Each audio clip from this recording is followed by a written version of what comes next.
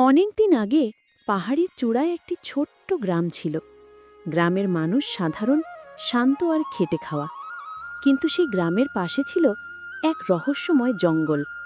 বলা হতো এই জঙ্গলের গভীরে এক অদ্ভুত প্রাণী থাকে, যাকে খুব কম মানুষই চোখে দেখেছে। প্রাণীটি নাকি সাধারণ ঘোড়া নয়, বরং ডানাওয়ালা এক জাদুকরী ঘোড়া। গ্রামের ছোট ছেলে আরিফ প্রতিদিন মাঠে খেলতে গিয়ে সেই গল্প শুনত। তার দাদু বলতো, যে সাহসী হবে, যে মনের জোরে সত্যিই বিশ্বাস করবে, কেবল সেই একদিন সেই ঘোড়াকে দেখতে পাবে। আরিফের মনে একরাশ কৌতূহল জন্ম নিল। সে স্থির করল, একদিন সে সত্যিই সেই ঘোড়াকে খুঁজে বের করবে।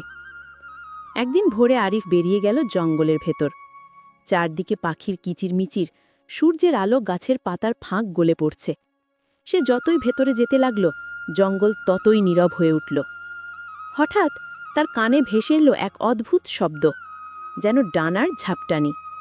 আরিফ চুপচাপ গিয়ে দেখতে পেল এক সাদা রঙের উজ্জ্বল ঘোড়া বিশাল দুটি সোনালি ডানা মেলে দাঁড়িয়ে আছে ঝর্ণার ধারে।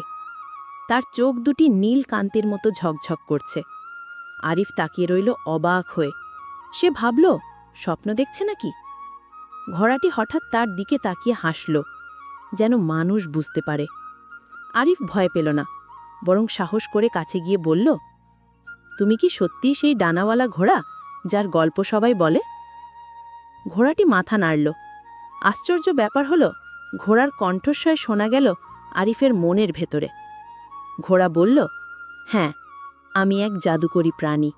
আমাকে সবাই দেখতে পায় না।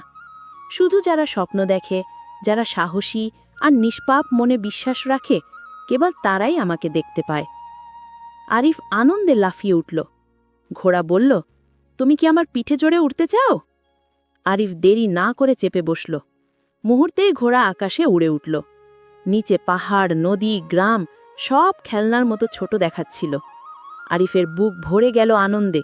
সে যেন পৃথিবীর সবথেকে সুখী মানুষ। কিছুক্ষণ পর ঘোড়া তাকে আবার জঙ্গলের ধারে নামিয়ে দিল।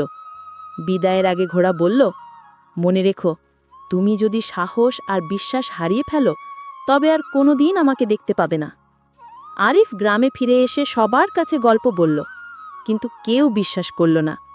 সবাই ভাবল সে কল্পনা করছে। কিন্তু আরিফের মনে কোনো দুঃখ ছিল না, কারণ সে জানত ডানাওয়ালা সেই ঘোড়া সত্যিই আছে, আর সেই সত্য